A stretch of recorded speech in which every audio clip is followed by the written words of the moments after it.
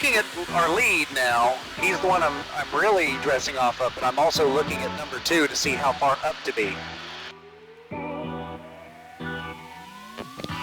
Ta-da! That was awesome.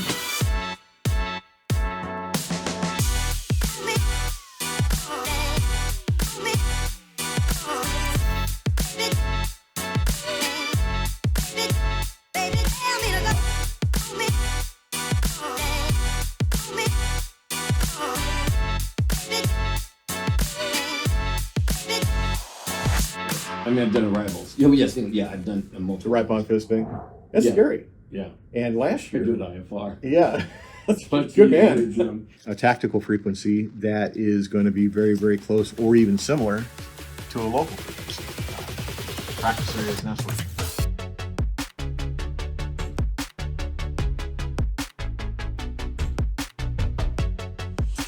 Oh, grab me one day. It's the same as the one we had at Visalia, right? It is. No changes. Just the yaw damper. It's cool. something got changed in 3 minutes from 2. No, that was last year. Is that last? Well, Visalia was. When was Visalia? Last year. There's some other clues. You get a little bit of the horizontal stab. If you're acute, you're not going to see anything on the right side. If you're stacked too high, you'll start seeing a lot of the top of the wing and the wing walk. And of course, you won't have the spinner blocked anymore. So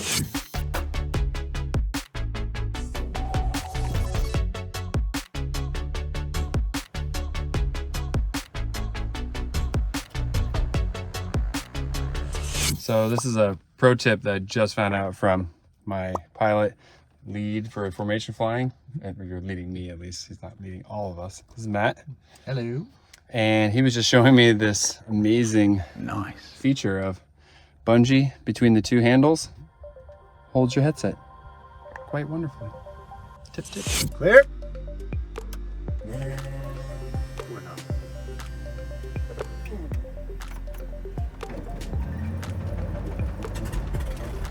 Net on the primary. Confirmed.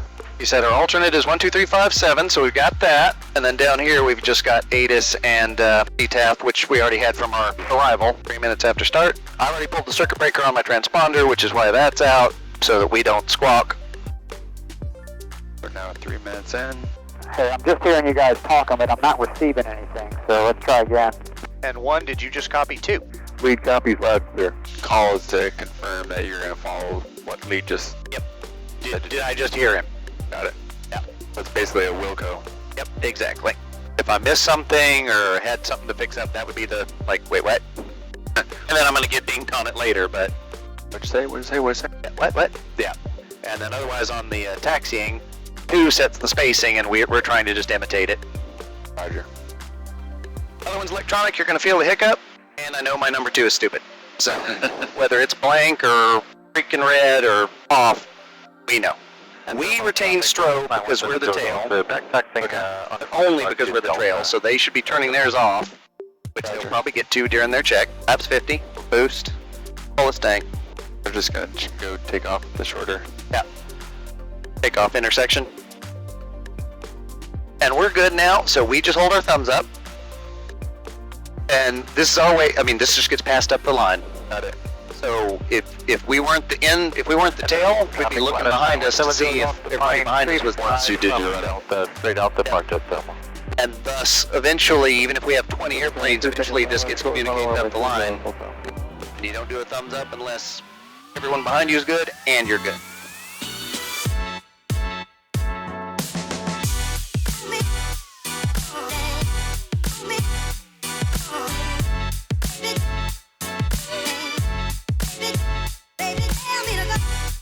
He's fishing his tail, and he told us, so we come acute, and now I can start still paying attention, but checking things out.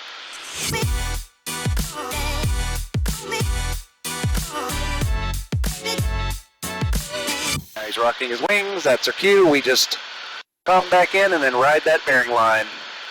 So right about that sight picture of his front wheel pant and right wheel pant barely crossing, that's the sight picture we want. Right about there. 2, 3. So now that's implied that we make space. That's why I had to acknowledge it. I'm just riding the bearing line. I'm not going left to right. I'm just riding that bearing line, going away from him. Making space for 2 to come in. 2 looks at us to make sure we gave him space, and then he takes it. And when we're in this echelon position, now if we do a turn, he cannot turn right because he would be turning into us, obviously. Correct. He can only make left turns, but when we do, we don't step up. We stay same altitude. And have a flight roll out. 3, 2, 1.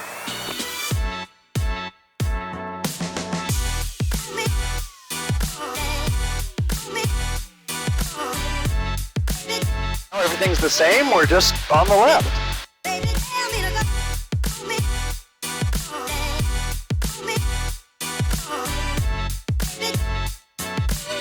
2, 3. Now his trail. We need to make space for 2. And we all line up. We're giving 2 a chance to get in their spot. And then I will dress off of 2. But just like the other maneuvers, we should get to a point where it's just one plane. Whether it's 3 of us or 20 of us, we should be kind of like this. 2 sets the spacing, so we're just trying to mirror what we see 2 doing to 1. And now these turns are uncalled, and we just stay with them. Yes, we should be one perfect line of planes. Not so bad when there's 3 of us, but when there's 10, yeah, then you got this big snake just all over. See, from my perspective, he's off to the right. But from their perspective, they're going to say, oh yeah, we're right on. Yeah, no, they're definitely off to the right. We have video to prove it.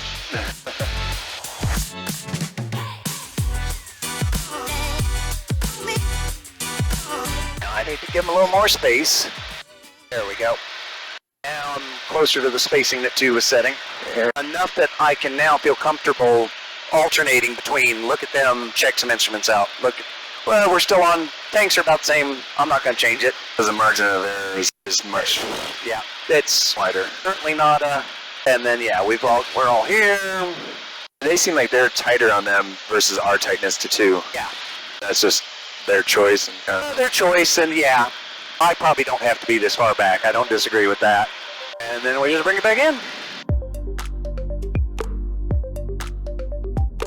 I'm sure Will is describing and coaching that.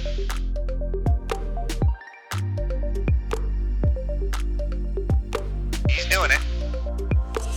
And we're watching for 1. It's getting close. Or at least I know it's getting close.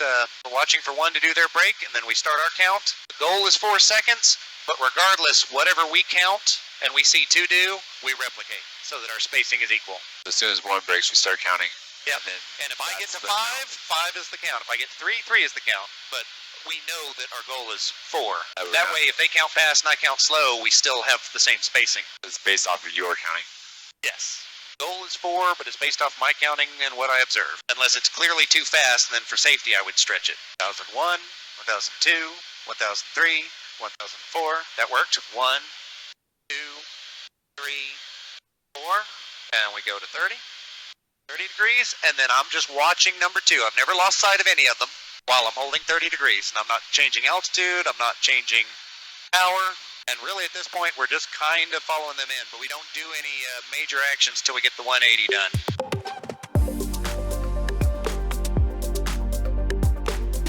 Yeah, we don't stagger, but if he doesn't get out of our way or we have to blow by, I mean, at this point I just go around, right? Yeah. Still do that pilot thing, but as he gains speed control, he's going to get off to the left as soon as possible and say 2's cold. And I'm not easing the power. That's intentional because we're pretending there's somebody else behind us. They don't chop power on them. You come in hot. So you make it a nice, intentionally slow, long landing. Only once we're kind of stable here would we start easing over. If there was any doubt, I would not come over until he told me he was under control. And if we screwed up and we're carrying too much power, that gave us a nice, clear runway to blow past him. And we're making way for the 20 planes behind us that might do the same. Now we're on to the parade procedures. He already had his up. Whatever, probably have it. Just, I landed, flaps up. Yep, exactly. Right? All lights are on in our case because we already had the strobe and we're ready, which we are. Away we go. It's also unannounced, but lead controls that. If lead does it, we do what he does. Follow suit. We didn't do one on the way out, probably because of that other traffic. But if lead went off to the right, he would instinctively go left and we'd go right. We would just do it. And when he merges back onto the line, do that too. Ta-da! That was awesome. Thanks so much, Matt. Absolutely. Or what is your bandit? Oh, bandit. Yeah. Bandit, my bad. It's bandit. No, all good. That was fun. That was really cool. Lots of fun. That was a blast. It's fun being up there, looking over and see Tigre over there flying, and it was great watching Jim fly, falling behind him around the desert. Then we went out to the kick-out maneuvers. Sorry on the flaps call. It was just trying to keep situational awareness with the traffic and a lot of people in gun and all that sort of stuff. Yeah, this is the basic stuff that we do. The maneuvers, fingertip turn, station keeping, crossing under, working the other side, close trail, echelon, the overhead brake, all that kind of stuff. All the fundamentals of our formation flying. A little low on departure, but minor stuff. I know it was busy. It was hectic as heck with all the traffic. Question on 3 then on the join up, because it took you quite a while. Any explanation, or is it just standard you guys were way It out? was what it was. I mean, we were doing the cut the corner, cut the geometry to come in tighter, and it just kind of was what it was. But I knew we were en route to practice area, so I wasn't sweating it. About the time you guys were like, "Are you coming?" I'm like, "Oh, we're here." we were there. It's that turbocharged But I was SR20 up there.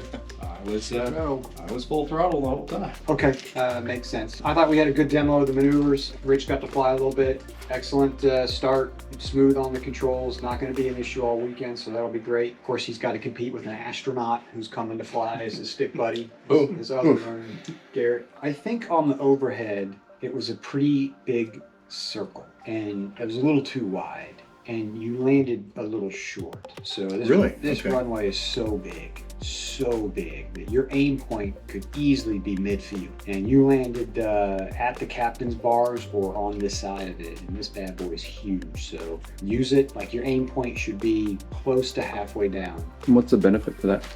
Well, it makes for a better circle and an easier descent, and it keeps us all a little bit tighter, so you're landing and collecting faster on the ground is what you want to do. And most importantly, it allows the aircraft behind more space to land, because if the lead lands really short, we can all get jammed up, and that's when you're going to end up flying right by somebody. And so lead generally flies a little bit fast, make sure he doesn't get slow, and then landed on the cold side, which was awesome, and then midfield and all the way down. That's it. My perspective of it, just like you said, trying out the 30, that was no problem. Keeping you guys in sight was no problem at all. Spacing was good. And just, like you said, just the racetrack was a little bit wider, but we know that. And no, it all looked good. We did the same thing of carrying our speed. And Anything else? It was fun. Good. Glad you enjoyed it. Great job, really smooth, and I thought the maneuvers and all were good.